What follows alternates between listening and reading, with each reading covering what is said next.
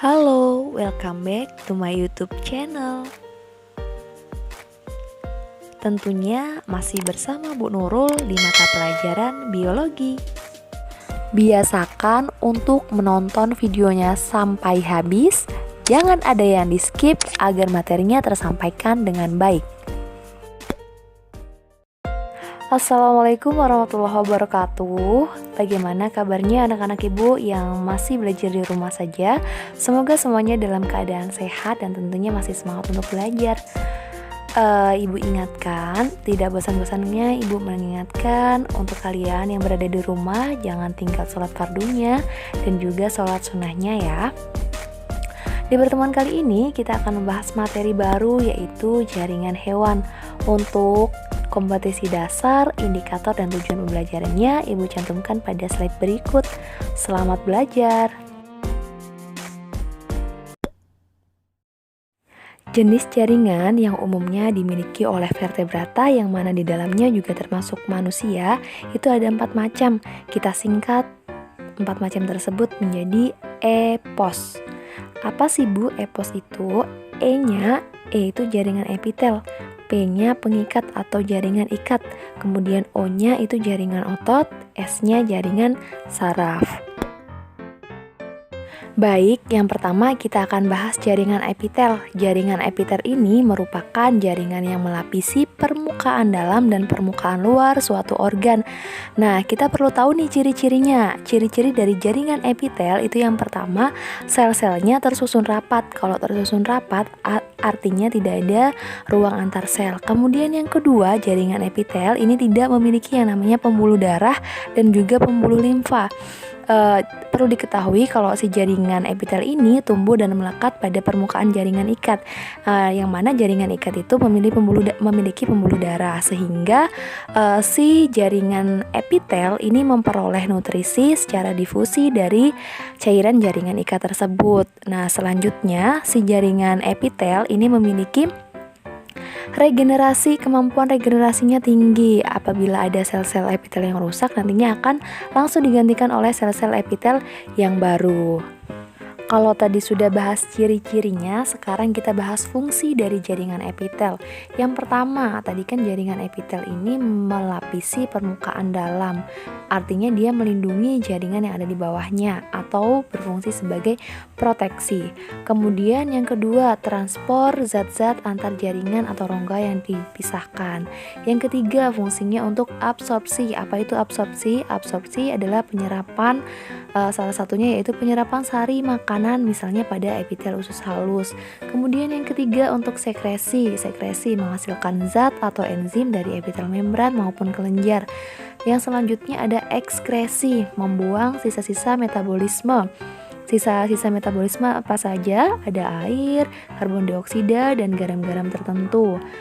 Berdasarkan letaknya, jaringan epitel dibagi menjadi 3. Yang pertama ada yang namanya epitelium yang membatasi dengan bagian luar. Kemudian yang kedua ada endotelium. Endotelium ini membatasi dengan organ bagian dalam. Kemudian yang ketiga ini ada yang namanya mesotelium. Nah, mesotelium ini yang membatasi rongga dalam.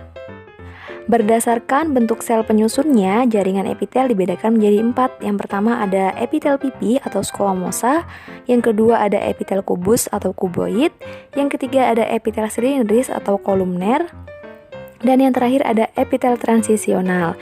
Sementara itu, berdasarkan jumlah lapisan sel penyusunnya, ada yang namanya epitel selapis atau simplex, epitel berlapis banyak atau kompleks, dan epitel berlapis semu atau pseudokompleks. Sekarang kita bahas jaringan epitel pipih atau squamosa. Jaringan epitel pipih berdasarkan susunannya ini dibagi menjadi 2, dibedakan menjadi 2. Ada epitel pipih selapis atau tunggal dan epitel pipih berlapis banyak. Nah, yang epitel pipih selapis kita bahas dulu ciri-cirinya nih. Sesuai dengan namanya, tentunya dia terdiri atas selapis sel. Karena selapis, jadi dia sangat tipis, kemudian inti selnya berbentuk bulat telur terletak di tengah sel.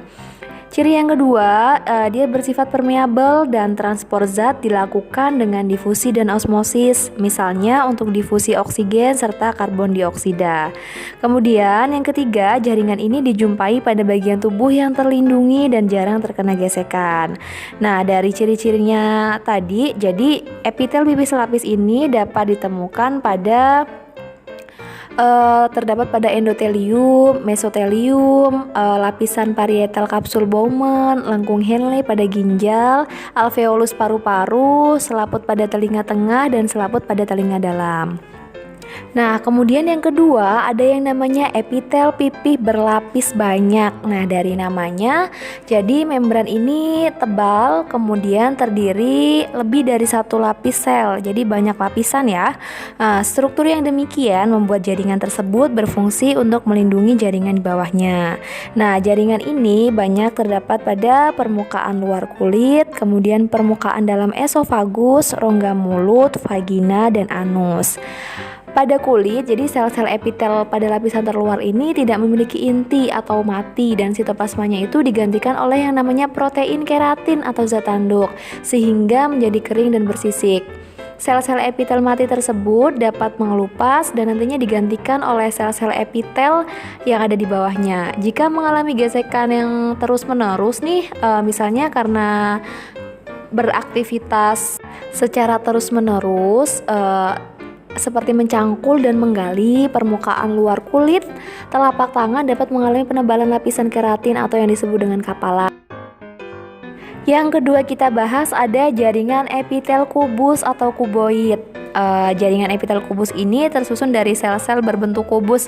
Nah, kalau dilihat dari permukaan, sel-selnya itu tampak berbentuk seperti heksagonal atau poligonal. Namun jika dilihat dari samping, tampak seperti kotak atau segi empat pendek dengan inti berbentuk bulat dan berada di tengah sel. Berdasarkan susunannya sama nih, epitel kubus dapat dibedakan menjadi dua macam, yaitu ada epitel kubus selapis dan epitel kubus berlapis banyak. Epitel kubus lapis atau kuboid simplex sesuai dengan namanya, tentunya bentuknya kubus, selapis kubus, intinya bulat di tengah sel. Nah, di sini fungsinya untuk proteksi, absorpsi atau penyerapan zat, dan juga untuk sekresi. Nah, sesuai dengan fungsinya tersebut, sehingga umumnya si epitel kubus berlapis tunggal atau selapis ini dapat ditemukan pada kelenjar ludah, retina mata, dinding ovarium, dan saluran nefron ginjal. Yang kedua ada epitel kubus berlapis banyak atau kuboid kompleks. Nah, ini terdiri atas lebih dari satu lapis sel, tentunya sesuai dengan namanya. Nah, lapisan terluar bentuk sel-selnya memipih, bagian dalamnya berbentuk kubus. Jaringan ini berfungsi untuk absorpsi dan juga sekresi. Nah, di jaringan epitel kubus berlapis ini dapat ditemukan pada saluran kelenjar keringat, pada testis dan ovarium. Nah, untuk di ovarium sendiri, jadi si epitel kubus berlapis ini berfungsi untuk menyekresi sel telur.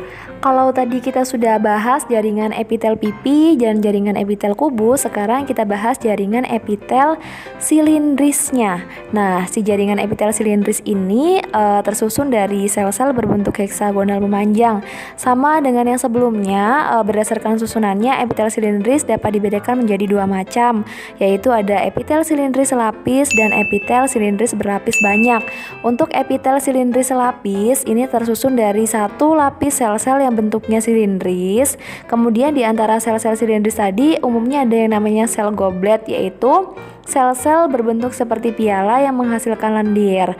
Nah, di sini si epitel silindris tadi fungsinya bisa untuk sekresi karena bisa menghasilkan lendir. Nah, ini contohnya terjadi di bagian usus 12 jari, yang mana si sel Golbet tadi menyekresi mukus untuk melumasi permukaan usus agar tetap lembab. Kemudian selain untuk sekresi, si epitel silindris selapis tadi juga berfungsi untuk yang namanya absorpsi atau penyerapan. Nah, penyerapannya ini salah satu contohnya terjadi pada saluran pencernaan lambung dan usus. Kemudian Jika diamati dengan perbesaran yang cukup besar, jadi pada permukaan sel-sel ada yang bersilia dan ada yang tidak bersilia. Nah, yang bersilia tadi disebut dengan epitel silindris selapis bersilia. Nah, epitel silindris berlapis yang bersilia tadi terdapat pada permukaan dalam hidung, uterus atau rahim, dan saluran falopi. Nah, di sini si gerakan silianya tadi bisa menyebabkan mukus yang disekresi oleh sel-sel goblet pada epitel tersebut dapat mengalir menurut arah gerakan silia. Pada saluran falopi sendiri, gerakan silia menyebabkan ovum atau sel telur bergerak menuju ke uterus. Nah, yang tidak bersilia tadi terdapatnya pada saluran pencernaan seperti lambung, usus halus, dan kantong empedu. Selanjutnya ada epitel silindris berlapis banyak. Nah, ini tersusun dari lapisan sel-sel berbentuk silindris pada lapisan permukaannya. Nah, tapi sel-sel pada lapisan-lapisan yang bawah itu relatif lebih pendek dan bentuknya polihedral tidak teratur. Epitel silindris ini ditemukan berfungsinya untuk perlindungan dan sekresi. Ditemukannya pada uretra, laring, trakea, faring, dan kelenjar ludah. Nah, kemudian yang terakhir ada yang namanya jaringan epitel transisional. Nah, epitel ini disebut transisional karena dahulu dianggap sebagai peralihan antara epitel pipih berlapis banyak tanpa lapisan zat tanduk dengan epitel silindris berlapis banyak. Nah, di sini si jaringan ini memiliki beberapa lapis sel yang sulit ditentukan bentuknya karena ada yang bentuknya pipih, kubus, ataupun silindris.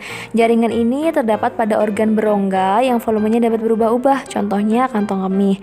Pada saat terisi penuh, kantong kemih meregang dan sel-sel jaringan epitel transisinya mengalami perubahan bentuk menjadi lebih pipih serta elastis. Jaringan ini juga dapat ditemukan pada saluran ureter, ginjal, dan leher rahim. Ternyata yang tadi bukan terakhir nih, berdasarkan struktur dan fungsinya ada yang namanya epitel kelenjar yang terletak pada kelenjar. Nah, epitel kelenjar ini ada dua macam, jadi ada yang endokrin dan eksokrin. Untuk epitel endokrin ini dia tidak memiliki saluran pengeluaran, jadi hasil sekresinya diangkut melalui pembuluh darah kemudian disalurkan ke bagian tubuh yang memerlukan. Salah satu contoh hasil sekret dari endokrin yaitu hormon. Selanjutnya ada yang namanya kelenjar eksokrin. Kelenjar ini memiliki saluran pengeluaran untuk sekresi zat berupa enzim dan juga keringat.